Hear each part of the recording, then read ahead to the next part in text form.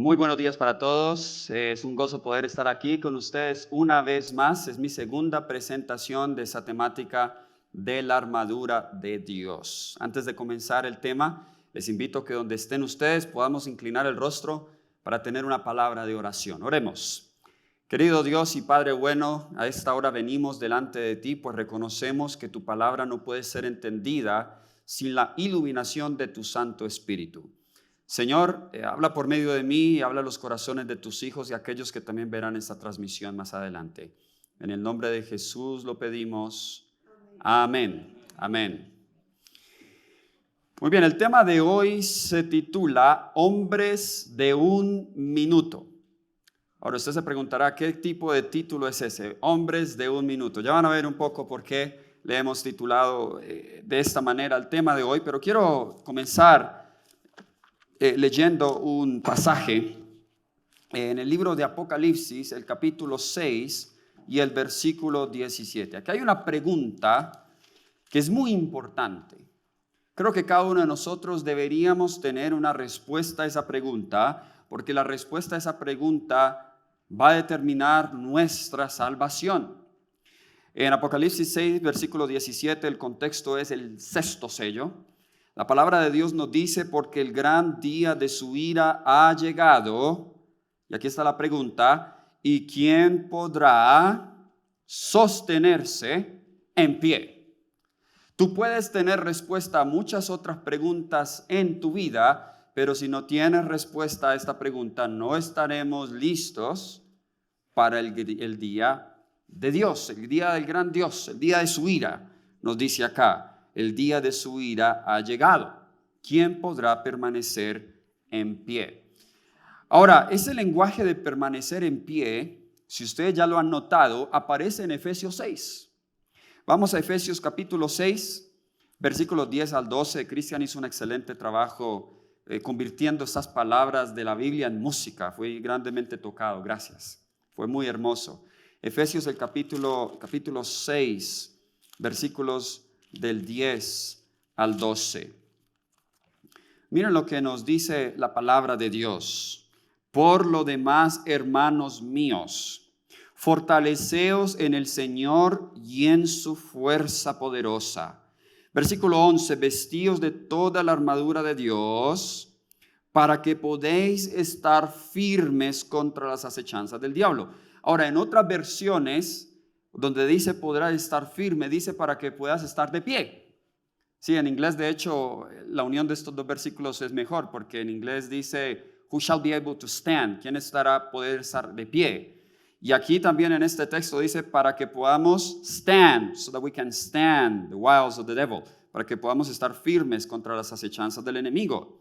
Versículo 12, ¿por qué es importante tener la armadura de Dios? Nótese que la pregunta en Apocalipsis 6 fue, el día de su ira ha llegado, ¿quién podrá permanecer en pie? Pero aquí la Biblia nos dice en Efesios 6 que para poder estar en pie o firmes, eso es lo que significa estar en pie, necesitamos tener toda la armadura de Dios. ¿Por qué? Versículo 12.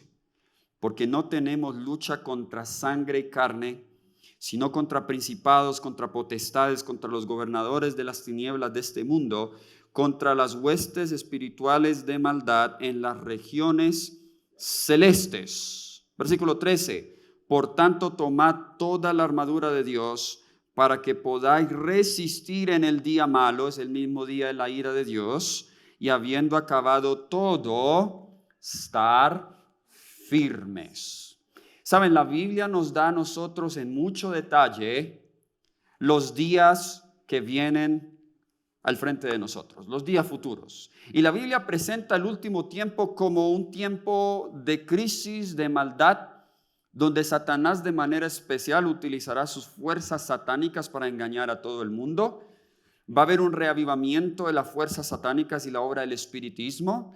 Van a ser días de engaños, van a ser días de pruebas. El tiempo es difícil y la Biblia lo presenta sin ocultar ningún detalle, porque desea que nos preparemos. Pero aquí está el problema. A ver, yo sé que quizá algunos aquí han ido al college, a la universidad. Imagínense que el profesor le dice, bueno, el examen final es tal fecha, Usted necesita al menos 5 horas para el examen final y vamos a cubrir estos temas. Y es un montón de capítulos de un libro y mucha temática que han visto. ¿Suena el examen que va a ser fácil o que va a ser difícil? Ahora, si el examen va a ser difícil, ¿tendría sentido que usted espere hasta el último día para estudiar? ¿Qué pasa si no estudia? No lo pasa, ¿cierto? ¿Va a requerir tiempo? Claro que sí.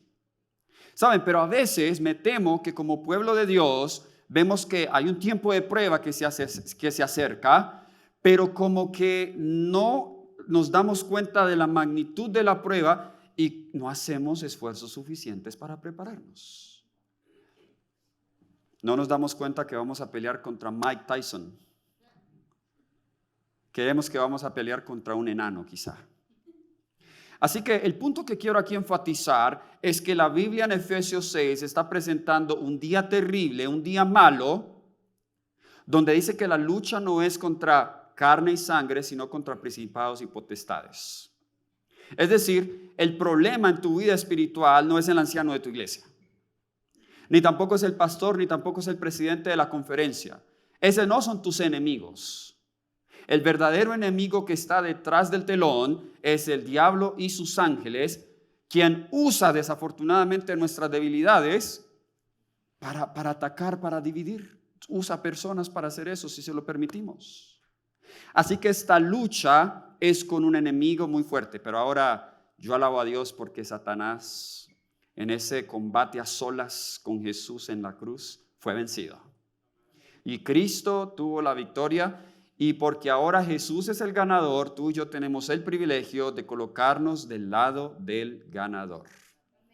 Suele suceder que cuando hay partidos de fútbol o hay gente que le gusta apostar, ¿cierto? ¿Qué equipo va a ganar?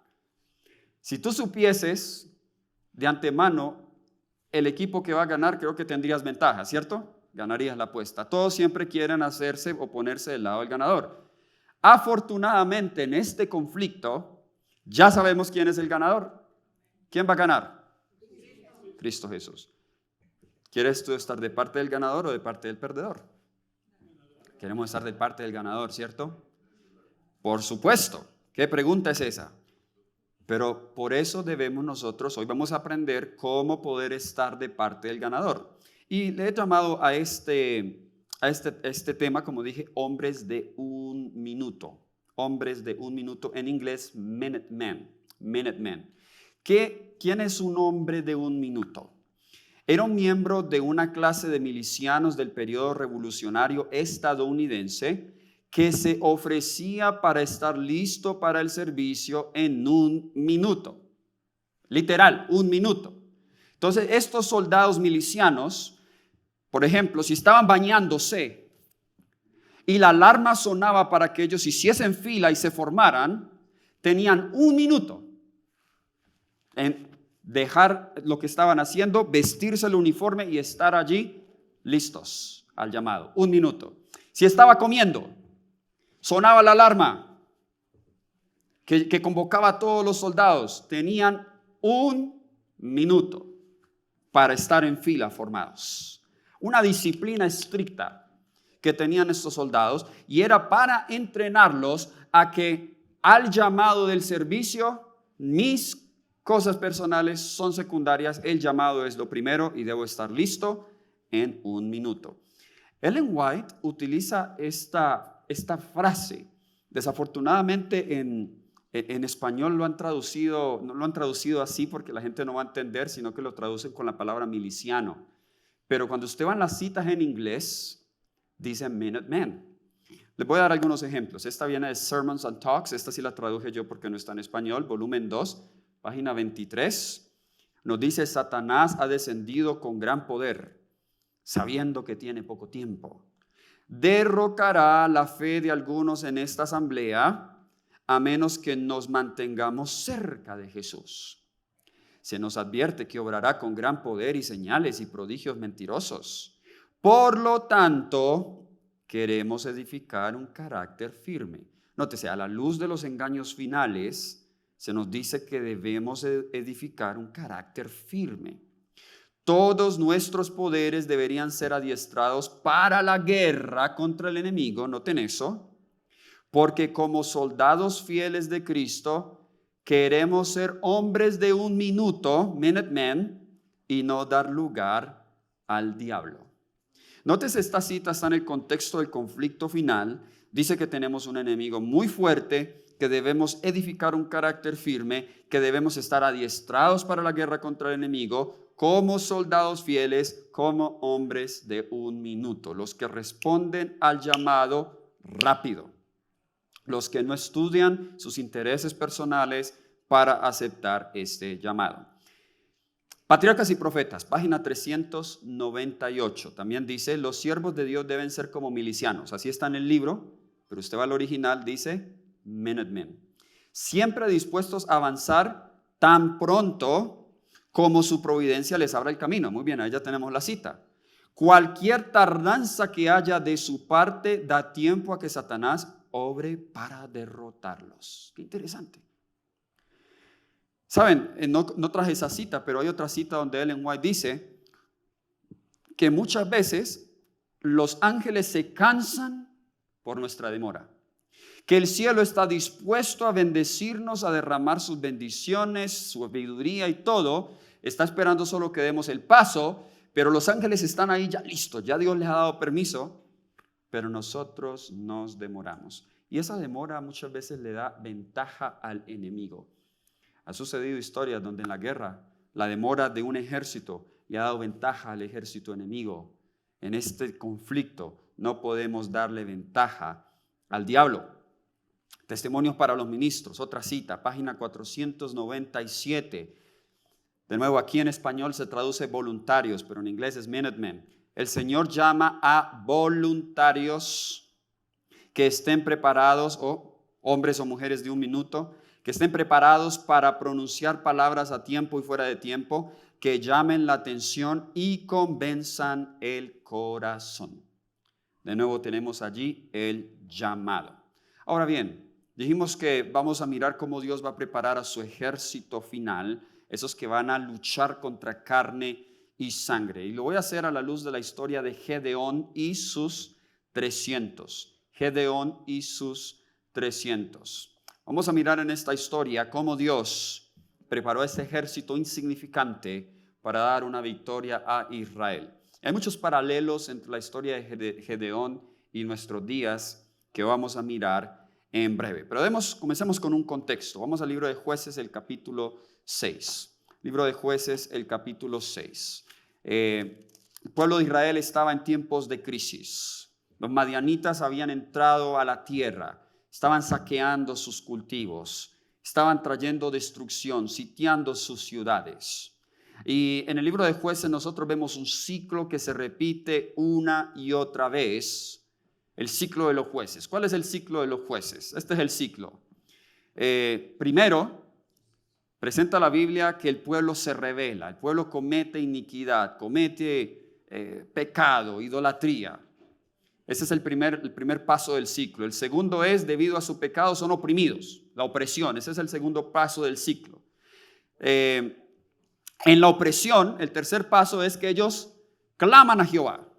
Claman a Jehová y Dios en su misericordia, el cuarto paso es, levanta un libertador, un juez. Y el quinto paso es que después de que ese juez los libera, hay un cierto periodo de paz.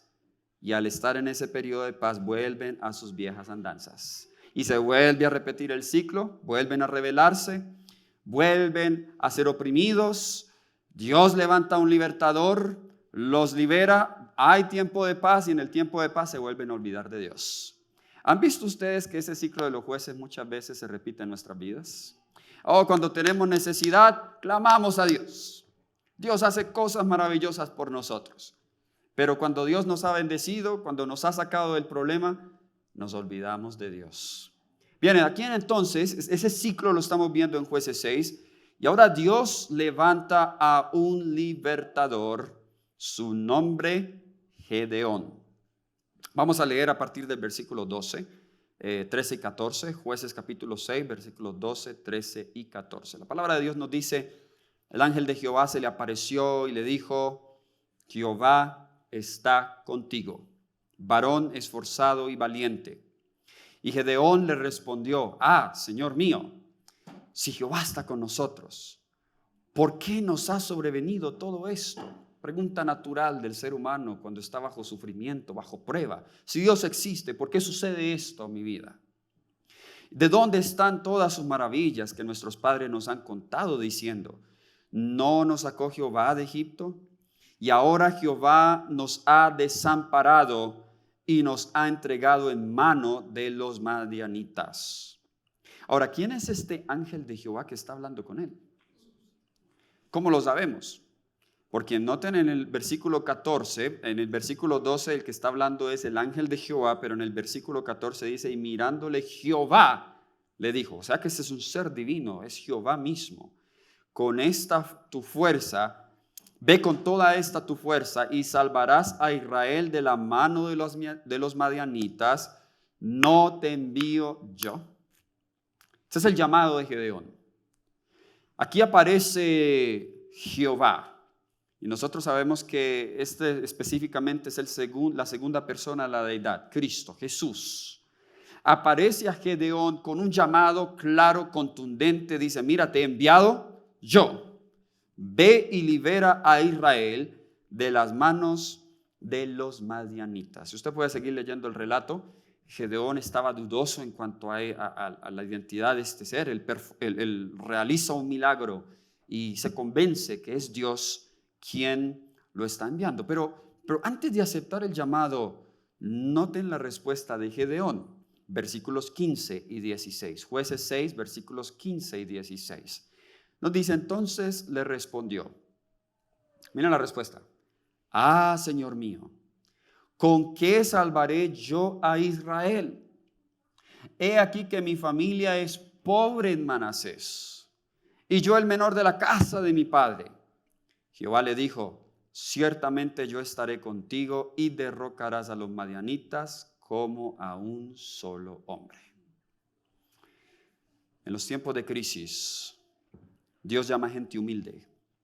Quizá no sean los más talentosos, quizá no sean los más educados. Él dice, mira, mi tribu es la menos prestigiosa en todo Israel. Y la casa de mi padre es la menor de todas. Esto me hace pensar de esa cita del conflicto de los siglos, donde dice que en los últimos tiempos Dios llamará a personas no tanto educadas en centros educativos, no porque eso sea malo, ¿ok? Pero porque esta gente que Dios va a llamar de los campos, de los talleres de mecánica, de todos estos oficios sencillos, son gente humilde que se han dejado usar por Dios. Jesús pasó por alto mucha gente educada de su tiempo, no porque él estaba en contra de la educación, sino que ellos confiaban más en su inteligencia, en su educación, en sus libros y no en Cristo. Su mente se había vuelto secular. Pensaban en el aquí y en la ahora, pero no pensaban en las cosas eternas. Dios llama aquí a un hombre sencillo, de una familia sencilla, Gedeón. Y le da la seguridad, me gustan estas palabras, ciertamente yo estaré contigo. Cuando Jesús ascendió al cielo, a sus discípulos les dijo, he aquí estoy con vosotros todos los días hasta el fin del mundo. La seguridad de que el Señor está con nosotros.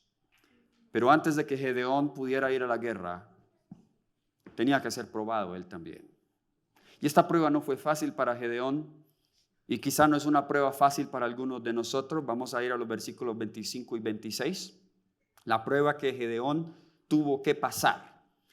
Nos dice acá el relato. Aconteció que la misma noche le dijo Jehová, toma un toro del hato de tu padre, el segundo toro de 7 años y derriba el altar de Baal que tu padre tiene. Y corta también la imagen de acera que está junto a él, y edifica altar a Jehová tu Dios en la cumbre de este peñasco, en el lugar conveniente.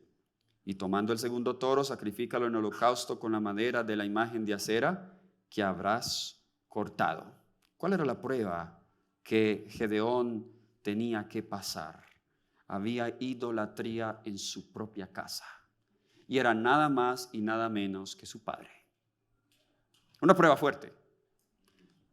¿Cómo voy a derribar eso a mi padre?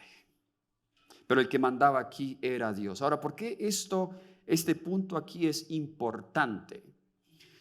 Ellen White comenta, no tengo la cita por falta de tiempo, no la traje, pero ella comenta que en Patriarcas y Profetas que Gedeón debía demostrar fidelidad en su propia casa antes de que pudiese dirigir los ejércitos de Israel.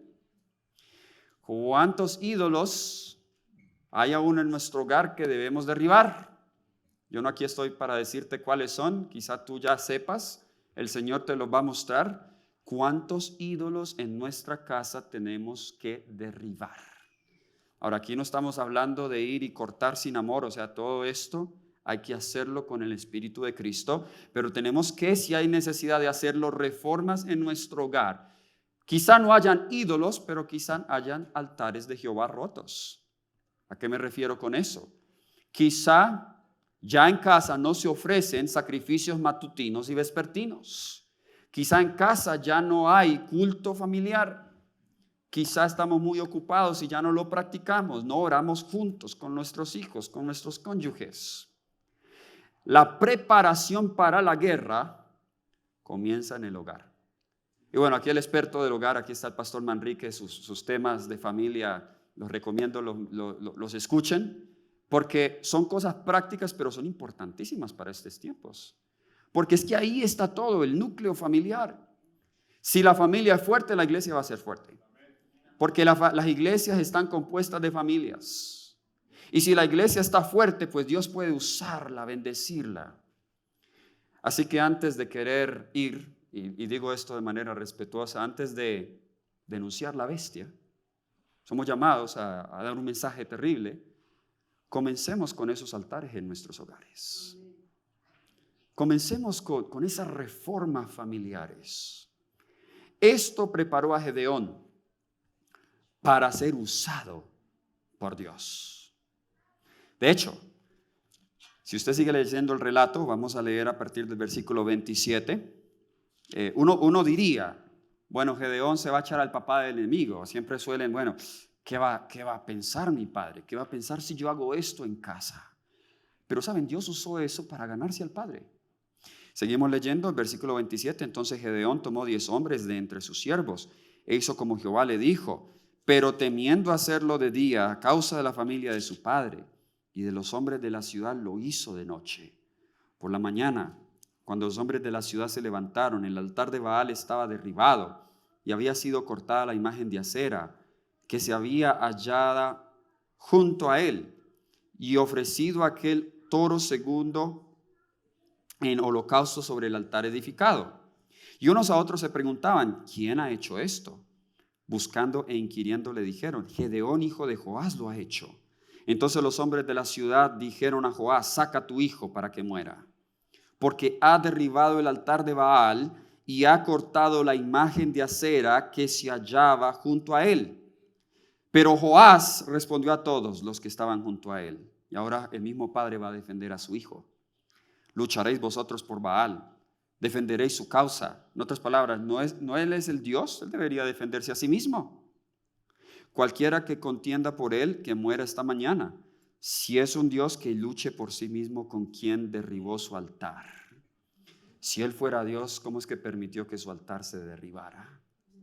El padre de Joás ahora está viendo que hay un Dios poderoso en los cielos, más poderoso que Baal. Pero vamos a avanzar como resultado de la fidelidad de Gedeón. Noten lo que nos dice ahora el versículo 34. Jueces, capítulo 6, versículo 34. La Biblia nos dice, entonces, ¿el qué?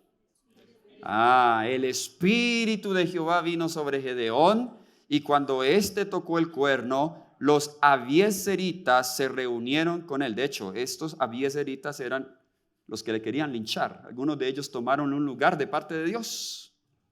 El Espíritu de Jehová. ¿Qué necesitamos nosotros para esta lucha entonces? El Espíritu de Jehová. No creas que tú puedes ir a pelear solo. No creas que tú puedes ir a pelear con tus propias fuerzas. No, es imposible.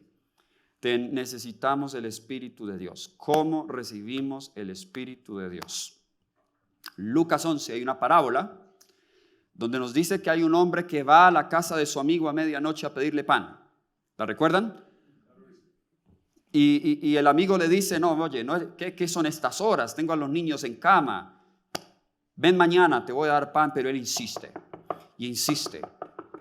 Hasta que finalmente él dice, bueno, por la insistencia, por la importunidad de este hombre, le voy a abrir y le voy a dar pan. Y en ese contexto es donde Jesús dice, pedid y se os dará. En el griego ahí está en progresivo, es pedid, seguid pidiendo, es una acción progresiva presente, repetitiva. Buscad y hallaréis, llamad y se os abrirá. Y luego el versículo 14 dice, si vosotros siendo malos sabéis dar buenas dádivas a vuestros hijos, ¿cuánto más vuestro Padre que está en los cielos dará el Espíritu Santo a quien se lo pida?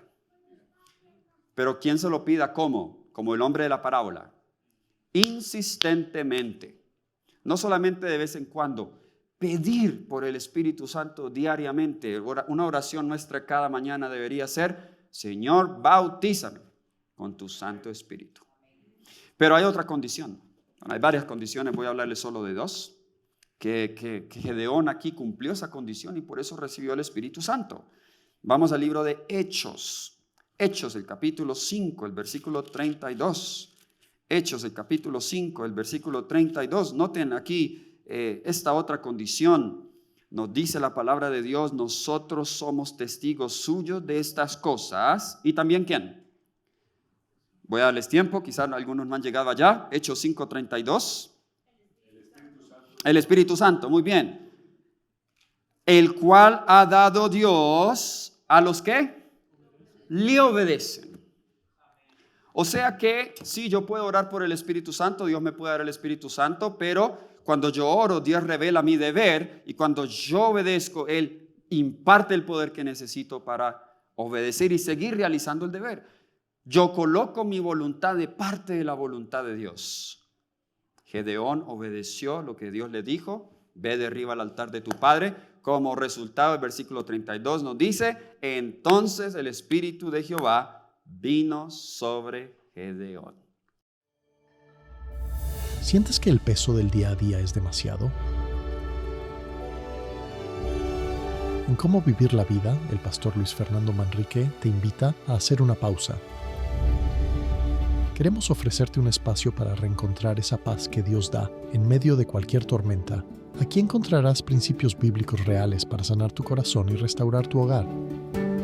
Escanea el código y conéctate a Zoom TV Latino. ¿Recuerdan ayer estudiamos nosotros lo de David? Antes de que él tuviera esa lucha y esa victoria con Goliat, él había recibido el Espíritu Santo en el capítulo anterior cuando él fue ungido. Ahora vamos a la guerra.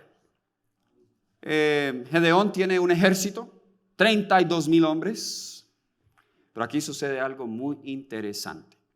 Jueces capítulo 7, versículos del 1 al 7. Primero leamos el relato y luego vamos a analizar algunos puntos aquí. Jueces capítulo 7, versículos del 1 al 7. Nos dice, levantándose pues de mañana Jerobaal, el cual es Gedeón, y todo el pueblo que estaba con él, acamparon junto a la fuente de Jarot, y tenía el campamento de los madianitas al norte, más allá del collado de More, en el valle. Y Jehová dijo a Gedeón, noten lo que Jehová les dice, el pueblo que está contigo es mucho, para que yo entregue a los madianitas en su mano. No sea que se alabe Israel contra mí, diciendo, mi mano me ha salvado.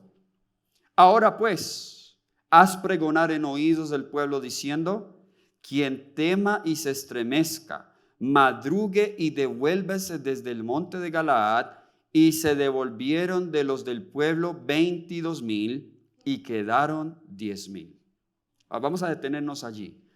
Si ustedes notan, este ejército está pasando por un zarandeo, entre comillas. Hay 32,000 y ahora hay la proclama de la guerra, que ya la vamos a analizar. Era una ley levítica, donde antes de la guerra debía decirse esto. Y hay 22,000 que regresan. regresan a casa. ¿Por qué regresaron a casa? En este primer paso de zarandeo, vemos que aquellos que son enviados a casa son aquellos cuyos intereses personales estaban todavía en el camino a la obediencia a la voluntad de Dios. ¿Cómo sabemos eso? Vamos a la proclama de la guerra que encontramos en Deuteronomio 20. Lo que Gedeón está haciendo aquí es lo que Dios ya había ordenado por medio de Moisés que debería hacerse en tiempo de guerra. Vamos a Deuteronomio, el capítulo 20, versículos del 1 al 8. Deuteronomio capítulo 20, versículos del 1 al 8. Note lo que nos dice la palabra de Dios aquí. Cuando salgas a la guerra contra tus enemigos, si ves caballos, carros y un pueblo más numeroso que tú, no le tengas temor, porque Jehová, tu Dios, el que te sacó de la tierra de Egipto, está contigo. Qué hermoso, ¿cierto? Cuando os acerquéis para combatir, se pondrá en pie el sacerdote y hablará al pueblo. Noten las palabras del sacerdote. Versículo 3, les dirá: oye Israel, vosotros os juntáis hoy en batalla contra vuestros enemigos. No desmaye vuestro corazón, ni temáis ni os azoréis, ni tampoco os desalentéis delante de ellos. Porque Jehová vuestro Dios, muy personal eso allí, Jehová vuestro Dios va con vosotros para pelear por vosotros contra vuestros enemigos para salvaros. En esta lucha, ¿quién va con nosotros? Él va con nosotros. Él es la armadura, recuerden. Él va con nosotros para salvaros. No hay que temer. Pero aquí está la proclama de la guerra. Versículo 5. Luego hablarán los oficiales al pueblo y dirán: ¿quién ha edificado una casa nueva y no la ha estrenado? Que se vaya y vuelva a su casa, no sea que muera en la batalla y alguno otro la estrene. Ahora, ¿es el problema aquí la casa? No. El problema era que en la guerra, si esta persona estaba pensando en su casa, no iba a estar concentrada en la guerra y podía morir en batalla o desanimar a aquellos que estaban al lado. Hay una cita que les voy a leer donde Ellen White explica esto. Así que primero aquí vemos una propiedad. Versículo 6. ¿Quién ha plantado una viña y no la ha disfrutado? Que se vaya y se vuelva para su casa, no sea que muera en la batalla y algún otro la disfrute. El trabajo, la viña. De nuevo, está pensando en su trabajo mientras está en la guerra. No es una buena idea. Versículo 7. ¿Y quién se ha despojado con una mujer y no la ha tomado? Que se vaya y vuelva a su casa, no sea que muera en la batalla y alguno otro la tome. Familia, estas cosas en sí no son malas. No es malo, de hecho Dios desea que disfrutemos nuestra luna de miel.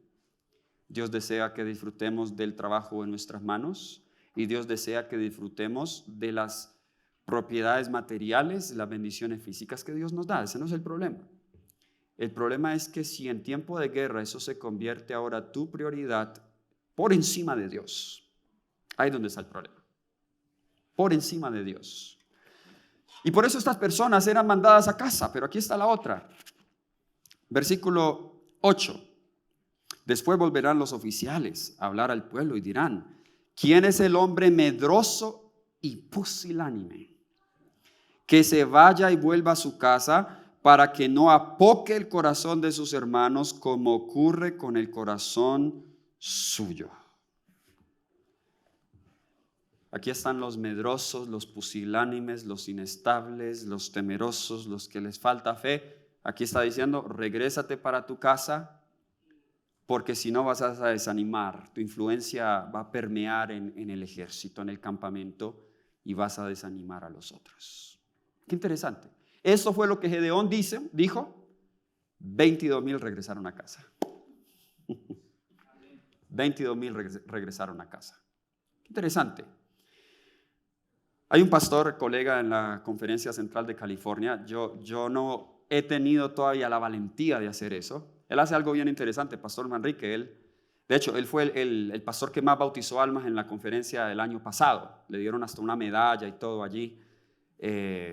Increíble hombre, ganador de almas, un pastor de experiencia. Pastorea en el área de San Francisco, la Iglesia Hispana Central de San Francisco. Y él dijo, comencé a hacer algo hace 2 años que nunca había hecho en mi ministerio. Él contó su testimonio. Y él decía, antes de las campañas evangelísticas, yo le decía a mis ancianos, le decía a los miembros de mi iglesia, mira, si no estás tú bien con Dios, no vengas. Si andas ahí peleado con tu esposa y no están en el mejor espíritu, no vengan. Yo solo quiero que venga gente a la campaña que está orando y que se está consagrando a Dios.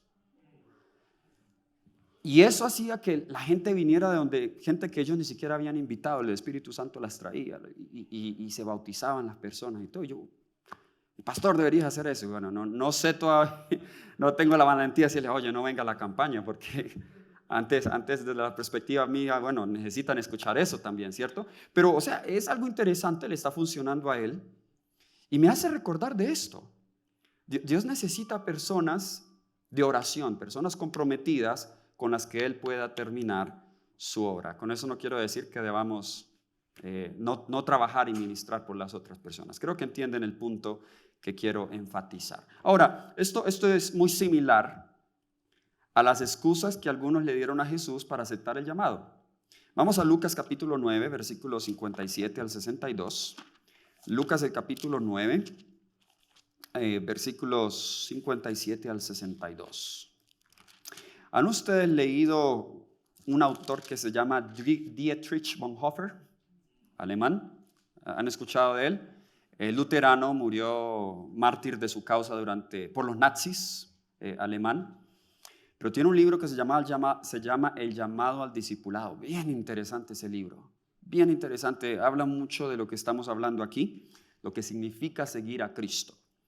En Lucas capítulo 9, versículos 57 al 62, nos dice lo siguiente: yendo por el camino, uno le dijo, posiblemente algunos piensan que es Judas, uno le dijo, Señor, te seguiré a donde quiera que tú vayas.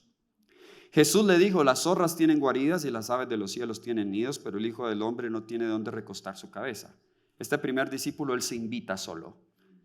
Y él posiblemente quiere seguir a Jesús porque ve que siguiendo a Jesús van a haber algunas ventajas temporales. Jesús lee sus motivaciones y le dice, oye, si me quieres seguir, yo ni siquiera tengo cueva ni nido. No tengo ni siquiera una almohada donde colocar mi cabeza. Jesús desanima cualquier prospecto de ventaja temporal a este hombre que quería seguirlo. Versículo 59, y dijo a otro, noten, a este sí lo llama, sígueme. Y él respondió, Señor, déjame que primero vaya y entierre a mi padre. Algo que suena lógico, ¿cierto? Pero Jesús le dijo, deja que los muertos entierren a sus muertos, pero tú ve a anunciar el reino de Dios. Qué radical esos llamados de Jesús. Entonces también, nótese que en este caso él tenía una excusa familiar para seguir a Jesús. Versículo 61, entonces también dijo otro, te seguiré, Señor, pero déjame que me despida primero de los que están en mi casa. Déjame que haga una fiesta de despedida primero. Jesús le contestó, ninguno que habiendo puesto su mano en el arado mira hacia atrás es apto para el reino de los cielos. Dios es radical en su llamado. Cada uno de nosotros interpreta ese llamado de acuerdo a su situación en particular. Así que esa fue la primera prueba. 22,000 regresaron a casa. Sigamos leyendo. Ahora ya solamente hay ¿cuántos? 10,000 nada más. Muy bien, ustedes me están siguiendo. Lo sigue diciendo, entonces llevó el pueblo a las aguas. Aquí se pone muy interesante el relato. Y Jehová dijo a Gedeón, cualquiera que lamiere las aguas con su lengua, como lame el perro, a aquel pondrás aparte. Asimismo, cualquiera que se doblare sobre sus rodillas para beber. Y fue el número de los que lamieron llevando el agua con la mano a su boca, 300 hombres. y todo el resto del pueblo que se dobló sobre sus rodillas para beber las aguas. Entonces Jehová dijo a Gedeón: con estos 300 hombres que lamieron el agua, os salvaré, y os entregaré a los madianitas en tus manos, y vayas de toda la demás gente, cada uno a su lugar. Qué prueba tan interesante. ¿Entendieron la diferencia? Los 300, ¿cómo lamieron el agua? Con la mano y como un perro. Pero los otros que fueron enviados a casa, ¿qué hicieron? Se arrodillaron, se tomaron su tiempo, ¿cierto? ¿Por qué esos fueron enviados a casa? ¿No estaban alerta? Muy bien. ¿Saben que en las cosas más mínimas Dios prueba el carácter? Y eso es lo que esta prueba está revelando. Dios reveló el carácter de estos hombres, quienes estaban más interesados en suplir sus necesidades o quienes estaban interesados en la causa, en la guerra, en lo que ellos estaban a punto de realizar. El que estaba arrodillado, tomándose su tiempo, si el enemigo venía por detrás, él no veía. Le tomaba más tiempo arrodillarse. Él se estaba tomando su tiempo. Tenemos 15 minutos de break, se tomaba media hora. Esos son los que se arrodillaron. Pero los otros estaban listos. La espada acá tomando agua, pero listos. Estaban mirando, ¿ok? ¿Dónde está el enemigo? Estaban apercibidos. Y Dios dijo: esos 300, estos son los hombres que necesito. Así que el zarandeo continúa. De 10,000 quedan 300. ¿Saben qué interesante? Dios ha probado a lo largo de su historia a sus hijos con las pruebas más sencillas. En el huerto del Edén, ¿cuál fue la prueba? Una fruta. Aunque parezca significante, pero tiene grandes consecuencias, ¿cierto? La prueba de los ejércitos de Gedeón, ¿cuál fue? ¿Cómo tomar agua? La prueba de los mideritas, ¿cuál fue? Una fecha. 50,000 pasan a 50. La prueba del pueblo final de Dios, ¿cuál va a ser? Un día. Un día. ¿Saben? Cuando yo doy ese estudio bíblico, llegamos a la parte del sábado y luego la marca de la bestia. Hay gente que cree que es una locura que nosotros decimos que en los últimos tiempos el mundo cristiano se va a dividir, el conflicto va a ser en cuanto a quién adorar, Dios o Satanás, basado en un día. ¿Por qué el día es tan significativo? ¿Es la guardada del sábado en sí la que me va a merecer el sello de Dios? ¿Es saber que el sábado es el séptimo día de reposo lo que automáticamente me da el sello?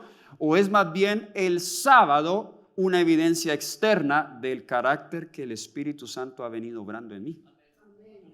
Es decir, que la preparación de hoy para ese sello, la señal externa, viene de nuevo a lo que estamos hablando, la recepción del Espíritu Santo diaria en mi vida, la vida de oración, la vida de servicio, de abnegación, de fidelidad en las cosas pequeñas. ¿Cuál es el propósito del sábado, de hecho? Antes de hacer el siguiente comentario, ¿cuál es el propósito del sábado? Brevemente, repasemos eso. Este texto lo conocen ustedes muy bien, Ezequiel capítulo 20, versículos 12 y 20. Ezequiel capítulo 20, versículos 12 y 20. Noten lo que nos dice la palabra de Dios aquí.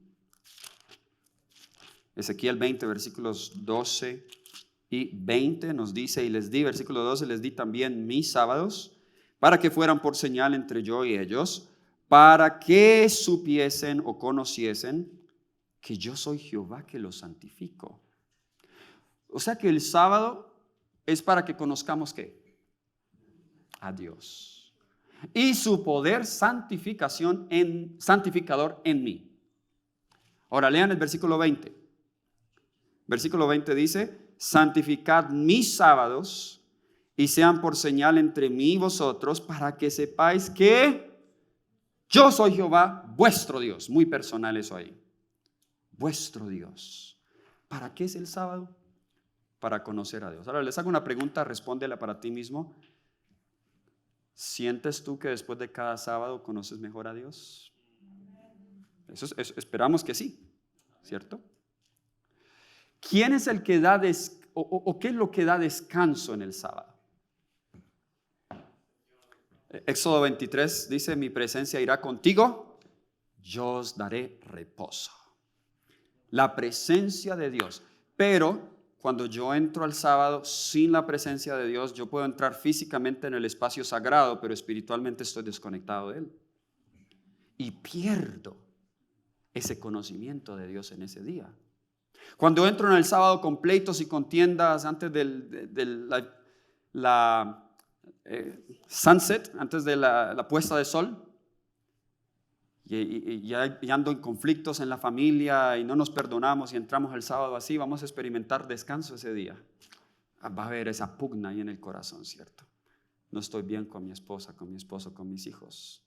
Cuando entro al sábado con espíritu resentido con algún hermano de la iglesia por algo que me dijeron y entro, ¿saben? Por eso la preparación del sábado, aún todas estas cosas hay que hacerlas.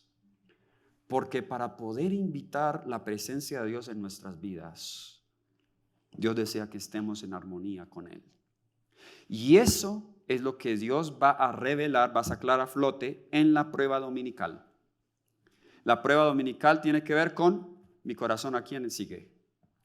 ¿A Dios o a la bestia? Si el carácter de la bestia está en mí, entonces va a ser muy natural para ti recibir la marca de la bestia.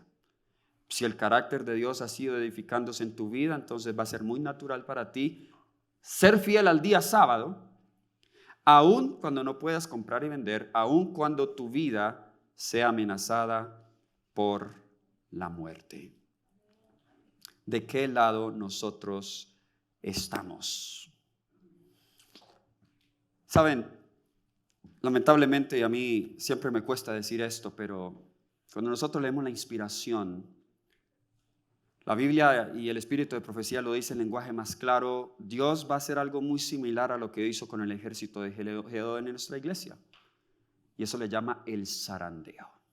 Ahora, la diferencia es que no como algunos dicen, que el zarandeo es para que unos fieles se salgan de la iglesia y los fieles están fuera de la iglesia. No, es lo contrario. Los fieles son los que permanecen en la iglesia y es la cizaña la que va saliendo de la iglesia. Pero Dios es el que se encarga de hacer la separación. Y en ese zarandeo nuestras filas se van a reducir. Pero mi oración es que ninguno de nosotros seamos enviados para la casa. Que todos aquí estemos firmes. Que todos aquí estemos siguiendo al Señor. No te preocupes por el mañana, hoy, el presente es lo que debes preocuparte. A veces vivimos siempre con la expectativa futura del peligro y de crisis, que vivimos más asustados por lo del futuro, pero descuidamos el presente. Dios desea es un día a la vez, hoy el presente. ¿Cristianismo qué es? La entrega diaria de nuestra voluntad, nuestro corazón a Dios. Arrepentirnos de nuestros pecados y hacer la voluntad de Dios hoy, lo que Él me pide hoy, en mi vida. Es así como nos preparamos nosotros para este conflicto. Y claro, están los elementos de la armadura de Dios, está la palabra de Dios. De hecho, noten aquí este detalle bien interesante. Jueces 7:16. Vamos a Jueces capítulo 7, versículo 16. El tiempo ya se está acabando, pero nos dice acá las escrituras: y repartiendo los 300 hombres en 3 escuadrones, dio a todos ellos trompetas, símbolo de proclamación, en sus manos, y cántaros vacíos con teas, son antorchas, ardiendo dentro de los cántaros. Versículo 20. Y los 3 escuadrones tocaron las trompetas y quebrando los cántaros tomaron en la mano izquierda las teas y en la derecha las trompetas con las que tocaban y gritaron por la espada de Jehová y de Gedeón. Ahora, qué interesante, esta guerra no la pelearon con armas físicas. Una trompeta, cántaros vacíos, dentro de los cántaros habían teas. Demen un sinónimo para tea o antorcha. Luz, lámparas, ¿cierto? Lumineras.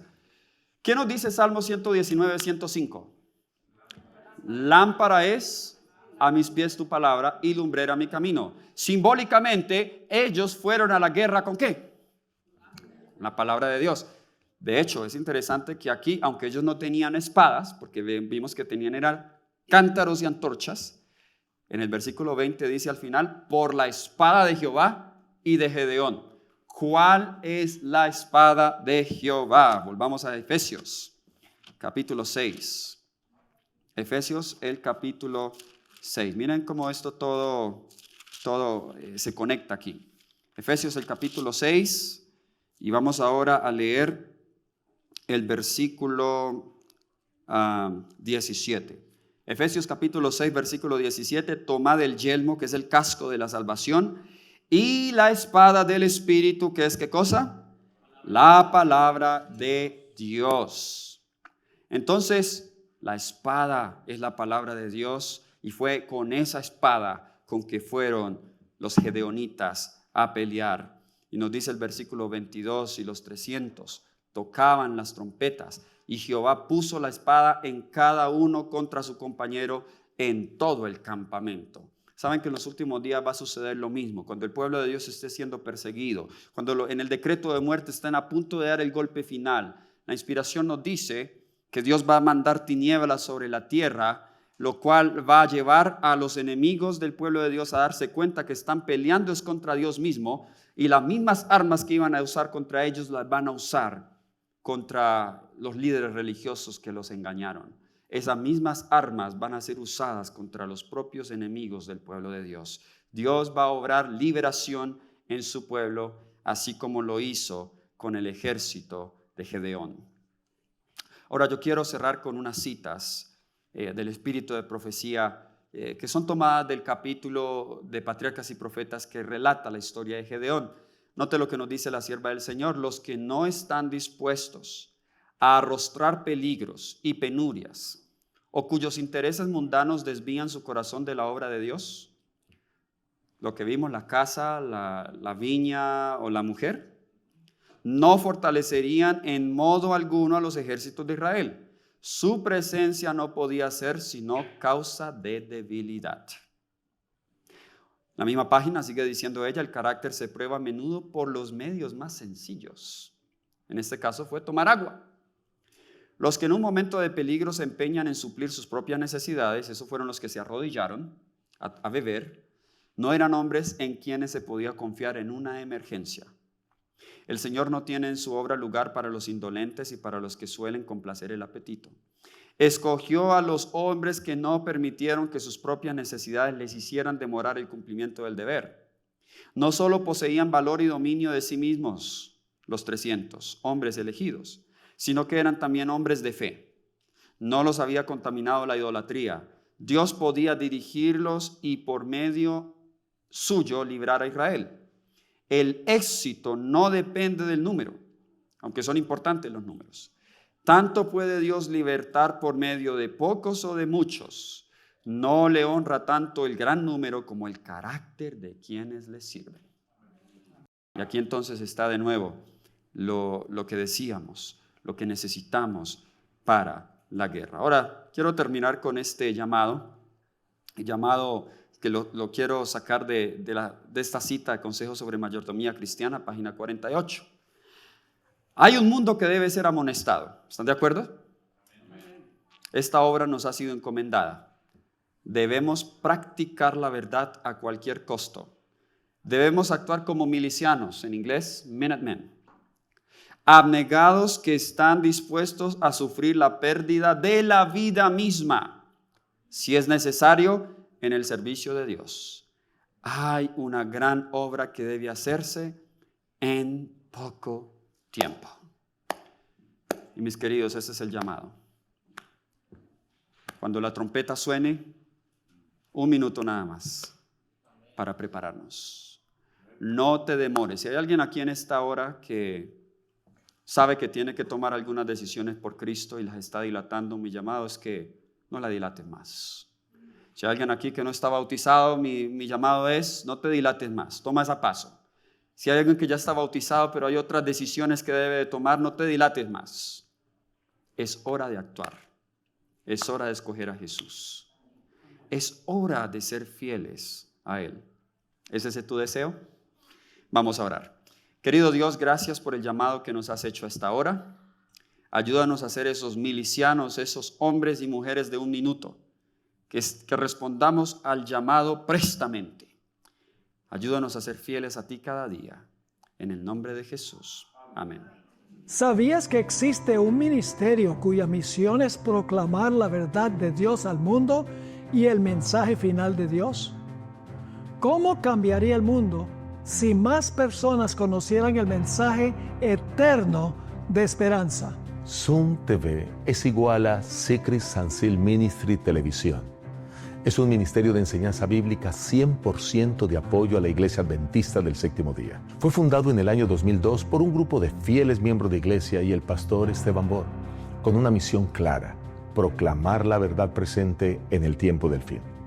En el año 2017 esta visión se expandió con el lanzamiento de Zoom TV y Zoom TV Latino, 2 canales de televisión que transmiten programación cristiana de alta calidad en inglés y español las 24 horas del día. Desde el principio, el enfoque de Zoom TV ha sido doble: alcance externo, llevar el evangelio al mundo, y alcance interno, fortalecer a la iglesia con enseñanzas sólidas basadas en la Biblia. Nuestra programación está profundamente cimentada en la Biblia y el espíritu de profecía. Cada programa está diseñado para enseñar, equipar e inspirar a los creyentes a caminar más cerca de Dios. Ofrecemos programas tales como Escuela Sabática, Me Gustaría Saber, sermones, entrevistas, series, salud, cómo vivir la vida, soluciones prácticas a los desafíos de la vida familiar,